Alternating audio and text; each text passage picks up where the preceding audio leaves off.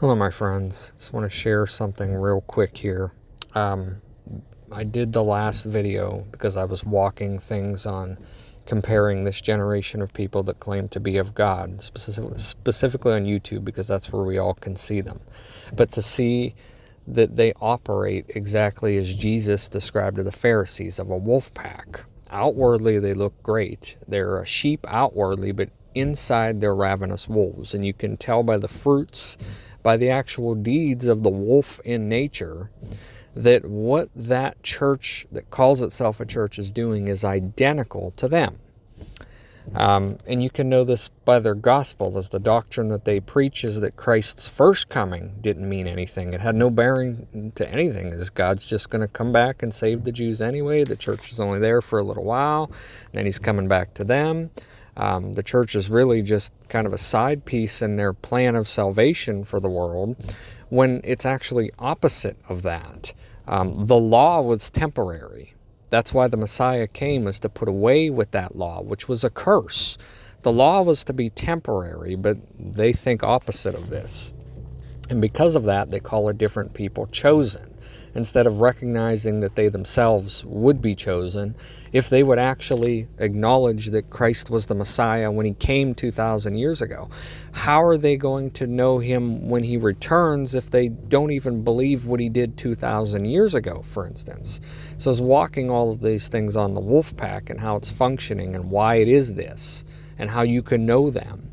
To then come to find out today that this January 25th is known as the wolf moon, the year's first full moon, which is often associated with the Anglo-Saxon traditions after the Yule, which of course I've also come to learn a lot about. And even that pastor that I linked in that last video, he speaks a lot about the Anglo-Saxon connection and how it's you can watch it go into America, even in 1776, even in 1620, even in 1613, how you can see that Israeli connection to the Anglo-Saxon people. So all of these things are linked to exactly what I was walking and understanding. I don't know what it means. Obviously, there's many things that I see, and then I'll watch them come into my view on down the line, but I can't tell you exactly why. But I know that my connection to seeing that, and then seeing that indeed we're walking into the wolf moon, along with all the connections to this eclipse that's coming in April, and the other two that happened previously, the one in 2023 and the one in 2017, and all that I was walking as far as Nineveh and Jonah, and all of these things, and I just get this feeling, this pack of wolves, this embodiment of the ones who spread the gospel to the world, this Western culture, this America, she sits like Nineveh. She's not aware of the own sin that she's creating. She's so filthy she can't even see it. And the only way to bring someone out of that, the only way to get a people to focus on what they need to focus on, is to take away other things that they're focusing on. So according to what I'm walking, I see destruction, some kind of an event, something where we're going to wake up and things are going to be changed again in America. And I've seen this for years, but don't know exactly when it's going to come. But I almost get the feeling that I'm looking at those days now, that I've been prepared for those days because I live in America. I see something terrible happening here, and it's going to happen in a city. And I don't know what exactly, but everything that I've been walking, even in my dreams recently, have been about either a plane crash, some kind of biological or nuclear destruction, and it's always been tied to a city or cities.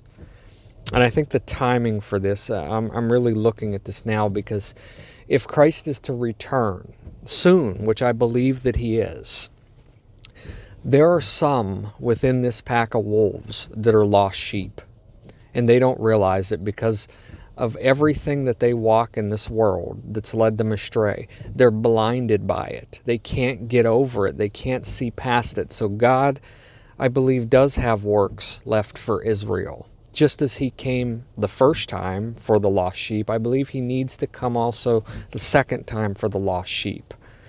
And how do you get them to recognize their lost sheep? take away what they believe they know. And how do you do that? You let calamity come to them, just as Nineveh. You let destruction, you let them be overtaken. Or you take away what they're looking at. We know they're all looking at Israel for all the wrong reasons.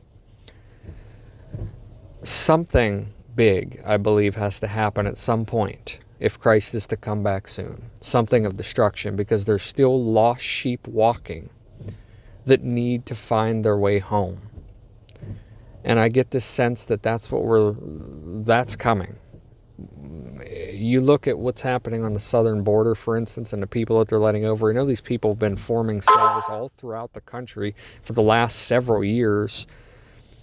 You almost get the feeling like everything that's happening in the Middle East that's setting up the Third World War, we're going to get a taste of that on our homeland before it ever even comes. Because the lost sheep need to come home. And this wolf moon attached to everything that I was walking of the pack of wolves, I'm keeping my eye out for America. I think something terrible's coming to her.